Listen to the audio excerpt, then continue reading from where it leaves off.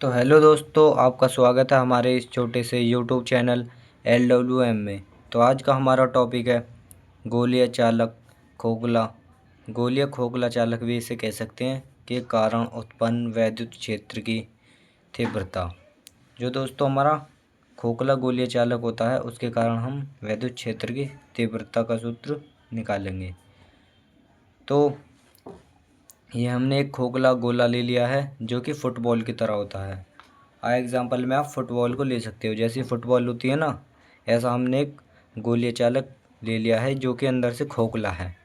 हम इसको आवेश देंगे तो आवेश इसके अंदर तो जाएगा नहीं, आवेश कहाँ जाएगा? इसके पृष्ठ पर। हमने दोस्तों इसको आवेश दिया और आवेश इसके संपूर्ण पृष्ठ पर आ चुका है। तो आवेश जो है इसके एक समान संपूर्ण पृष्ठ पर फैल चुका है। तो दोस्तों हमने इस गोले की त्रिज्या जो है वो यहाँ पर हम R मानेंगे आपके सामने, और इस गोले को O मानेंगे। और इससे R दूरी पर स्थित, मान लो यहाँ पर मान लेते हैं, इसको ऐसे मिला देंगे। ये जो दूरी है ये है R दूरी पर स्थित बिंदु P पर हमें वैद्युत क्षेत्र की तीव्रता निकालनी है। तो दोस्तों हम इसको कैसे निकालेंगे? तो हम गॉस की प्रमेय की सहायता की हेल्प लेंगे और इसको निकालेंगे। तो उसके लिए हम बिंदु P से होता हुआ एक गॉसियन पृष्ठ खींचेंगे। तो दोस्तों ये हमारा, हमने बिंदु P से होता हुआ एक दोस्तों हम एक यहाँ पर गॉसियन पृष्ठ यहाँ पर खींच देते हैं। तो दोस्तों मान लो ये हमने एक गॉसियन पृष्ठ खींचा है जो इस वाले खोखले गोले को कवर कर रहा है, पूरी तरह से इसने इसको कवर कर लिया है। तो दोस्तों इसने इसको पूरी तरह से कवर कर लिया है। तो हम क्या करेंगे? तो दोस्तों गॉसियन पृष्ठ ने इसको अंदर से कवर कर लिया है, तो इसके अंदर आवेश है, तो इससे कुछ ना कुछ वैद्युत फ्लक्स गुजरेगा। तो दोस्तों मानो बिंदु P की जो वैद्युत क्षेत्र की दिशा होगी वो जो होगी बाहर की तरफ, ऐसे ये वैद्युत क्षेत्र की दिशा है। आपको पता है पॉजिटिव के बीच प्रतिकर्षण बल लगता है, पॉजिटिव और नेगेटिव के बीच आकर्षण बल लगता है। इसकी जो दोस्तों क्षेत्रफल सदिश होगा उसकी भी दिशा बाहर की तरफ होगी। ये रही क्षेत्रफल सदिश की भी दिशा बाहर की तरफ होगी।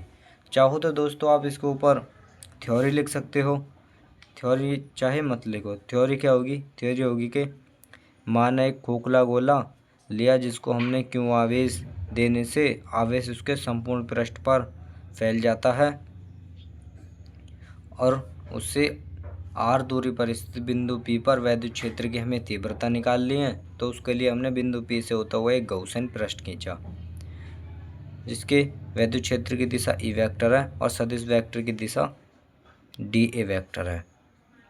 बस दोस्तों ये हमारी थ्योरी है, आप चाहो तो लिख सकते हो, बट हम आपको इसमें थ्योरी नहीं लिखवाएंगे, हम आपको सीधा पॉइंट पर आते हैं। तो दोस्तों ये जो है ये इसका क्या बन जाएगा? ये इसका अल्पांश क्षेत्रफल बन जाएगा। इसका अल्पांश क्षेत्रफल जिसे हम dA से प्रदर्शित करते हैं। तो हम यहाँ पर लिखेंगे कि अल्पांश क्षेत्रफल dA से गुजरने वाला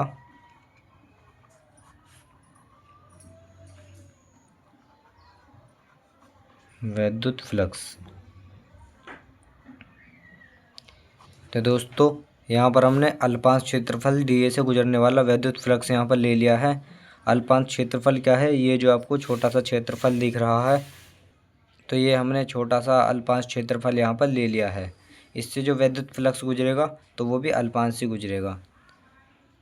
तो इससे जो विद्युत फ्लक्स गुजरेगा वो भी यहाँ पर अल्पांश से गुजरेगा। वो कितना गुजरेगा? E vector into D A vector. तो दोस्तों ये तो आपको पता होगा कि विद्युत फ्लक्स इतना होता है। तो हमने अल्पांश विद्युत फ्लक्स लिया है तो अल्पांश क्षेत्रफल यहाँ पर लेंगे। तो यहाँ पर D phi E equal to, इनका वो कर देंगे, इसका फॉर्मूला जो होता है वो खोल देंगे, ई डी ए कॉस जीरो। आप देख सकते हो दोस्तों, ई वेक्टर और डी ए वेक्टर के बीच में जो एंगल है ना वो बिल्कुल जीरो बन रहा है। तो यहाँ पर लिखेंगे D phi E is equal to E D A. ये हमने यहाँ पर क्यों लिया, लिखेंगे कि चूँकि cos zero is equal to, cos zero का मान होता कितना है, तो वो होता है 1। तो हमने इस वाले फॉर्मूले से इसका मान यहाँ पर यहाँ पर रख दिया है। ये हमने इस वाले क्षेत्रफल से गुजरने वाला वैद्युत फ्लक्स लिया है। बट हम क्या लेंगे, अब संपूर्ण क्षेत्रफल से कितना वैद्युत फ्लक्स गुजरेगा उसे लेंगे। तो यहाँ पर लिखेंगे हम संपूर्ण क्षेत्रफल ए से गुजरने वाला वैद्युत फ्लक्स। तो दोस्तों अब हम यहाँ पर संपूर्ण क्षेत्रफल से गुजरने वाला वैद्युत फ्लक्स को ज्ञात करेंगे। वैद्युत फ्लक्स, तो यहाँ पर हम संपूर्ण क्षेत्रफल से गुजरने वाले वैद्युत फ्लक्स को ज्ञात करेंगे। उसे फाई ई से प्रदर्शित करते हैं। Phi E is equal to D phi E का समाकलन कर देंगे। आपको पता होगा कि समाकलन का नियम क्या होता है। समाकलन होता है, इसको समाकलन करेंगे तो ये भी इसमें ऐड हो जाएगा। तो phi E is equal to, समाकलन करेंगे तो दोस्तों डी फाई ई की यहाँ पर वैल्यू को यहाँ पर रखेंगे। डी फाई ई क्या है, ई डी ए। ई को हम यहाँ पर दोस्तों बाहर निकाल देंगे। आपको पता होगा D A is equal to A, इसका यदि हम समाकलन करेंगे तो हमारा यहाँ पर ए ही आएगा।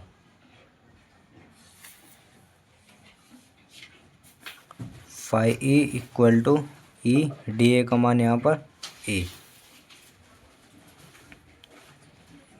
सॉरी ए, ये दोस्तों ए है। तो दोस्तों यहाँ पर ई ए, इसे हम सही से लिख देते हैं। Phi E is equal to E A, ये हमारा आ चुका है। तो यहाँ पर ए का मान कितना होगा बता सकते हो, तो ए का मान होगा 4 पाई आर स्क्वायर। ये हमने क्यों लिया है, क्योंकि गोले का जो क्षेत्रफल होता है वो इतना ही होता है। तो phi E is equal to E into A का मान 4 पाई आर स्क्वायर। तो दोस्तों ये हमारे अनुसार इस गोले से निकलने वाला संपूर्ण वैद्युत फ्लक्स निकल चुका है। बट हमारी गॉस की प्रमेय क्या कहती है उसे हम लिखेंगे। गॉस की प्रमेय से, गॉस की हमारी प्रमेय क्या कहती है, वो कहती है phi E is equal to Q upon epsilon naught. ये हमारी आपको पता होगा कि ये गॉस की प्रमेय है। तो इनके दोस्तों लेफ्ट हैंड साइड इक्वल है तो राइट हैंड साइड भी इक्वल होंगे। तो E 4 pi R square is equal to Q upon epsilon naught. दोस्तों आपको पता होगा कि यहाँ पर बराबर में है तो ये इसके डिवाइड में चला जाएगा। E is equal to Q upon 4 pi R square epsilon naught. तो इसको दोस्तों हम इसकी कंडीशन के अनुसार रख देंगे। E is equal to 1 upon 4 pi epsilon naught Q बटे आर स्क्वायर। तो दोस्तों ये हमने खोखले गोले चालक के कारण वैद्युत क्षेत्र की तीव्रता का व्यंजक यानी कि सूत्र हमने यहाँ पर निकाल लिया है, जो कि दोस्तों बहुत ही इंपॉर्टेंट है। बोर्ड एग्ज़ाम में 4 से 5 नंबर का आता ही आता है। अब ये पूरा नहीं हुआ है, इसके भी कुछ वो हैं नोट्स। तो दोस्तों ये जो हमने यहाँ पर वैद्युत क्षेत्र की तीव्रता निकाली है, ये इससे स्मॉल आर दूरी पर स्थित है। तो अब हम निकालेंगे इसके पृष्ठ पर। तो हम लिखेंगे गोले के पृष्ठ पर, गोले के पृष्ठ पर वैद्युत क्षेत्र की तीव्रता, गोले के पृष्ठ पर वैद्युत क्षेत्र की तीव्रता कितनी होगी, तो E इज इक्वल टू 1/4πε0 क्यों बटे। आप दोस्तों बता सकते हैं गोले के पृष्ठ पर कितनी होगी। तो गोले के जो पृष्ठ पर होगी वो होगी कैपिटल R का स्क्वायर। यहाँ पर हमने कैपिटल R क्यों लिया है, तो दोस्तों यहाँ पर हमने कैपिटल R क्यों लिया है तो आप इस चित्र के अनुसार देख सकते हो। स्मॉल r दूरी पर हमने यहाँ पर ज्ञात करी थी, अब हम करेंगे गोले के पृष्ठ पर, मतलब यहाँ कहीं भी कर सकते हो। गोले की त्रिज्या कैपिटल R मानी है, तो इसलिए हमने यहाँ पर गोले के पृष्ठ पर जो विद्युत क्षेत्र की तीव्रता का सूत्र बनाया है वो कैपिटल R का बनाया है, ऐसा आप दोस्तों देख सकते हो। अब हम गोले के अंदर ज्ञात करेंगे, तो हम याद करेंगे गोले के